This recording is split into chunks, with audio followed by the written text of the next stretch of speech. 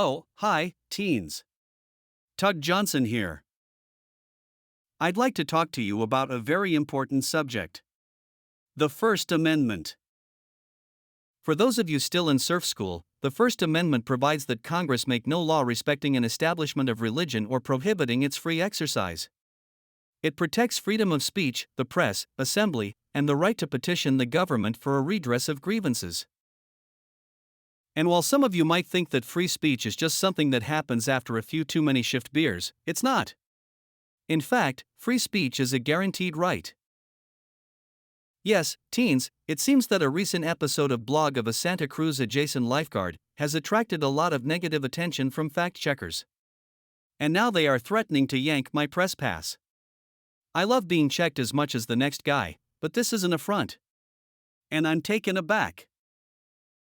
Even more, my blog is no longer available to the throngs of people of Brazil, joining the ranks of France, Russia, and China. And this really hurts. As head lifeguard, I've always been pro-Brazilian, especially on our clothing-optional beaches. Thankfully, in Australia, I still have a huge following. Down under they call me, the Yank. And while there's nothing I like better than the chance to Twitter my coworkers, or better yet, to let out a good tweet after a satisfying burrito for lunch, we must remember that as journalists we also have a great responsibility, respect for the facts, for the right of the public to truth, and to ensure that information disseminated is honestly conveyed. And who knows more about dissemination than me? After all, I didn't spend an entire summer at that 4-H camp for nothing. Finally, how did I know that announcing my latest community outreach program, Lifeguard Beach Time Plus, or LGBT Plus as I like to call it, would cause such a stir? I honestly thought that we, the people, would get behind a merit-based program that rewards our junior lifeguard achievers with well-deserved free play. As a lifeguard, I'm used to blowback, but this is more blowback than even I can handle. And if it couldn't get any worse, recently, the Santa Cruz Adjacent City Council has handed down a mandate.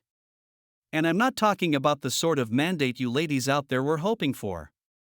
No, this mandate bans all public servants from publishing materials that may be deemed harmful to the public or undermines the Bicoastal Commission.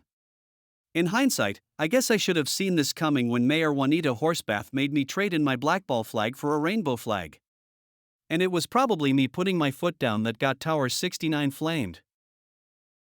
To what end will they go next?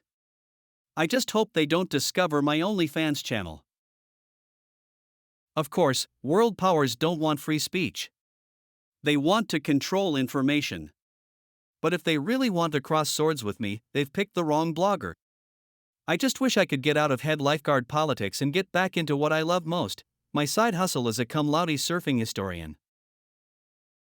And that's why I've created the Tug Johnson Do-It-Yourself Guide to Constitutional Law.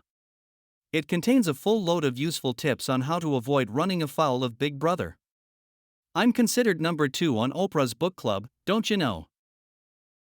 My biggest competition is a DEI handbook with a foreword from fellow lifeguard, Jamaica St. Croix. She's a recent graduate in revisionist history, and as an aside, has a passion for women's studies. Even after sharing my tower with her and fellow SPFer, BJ Cummings, I never thought she'd cross that line. So remember, teens, to pick up the Tug Johnson Do-It-Yourself Guide to Constitutional Law today. It's available at all of your finer booksellers, surf shops, and adult stores.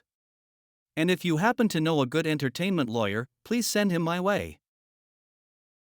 For maybe the last time, this is Tug Johnson saying, ride the big one.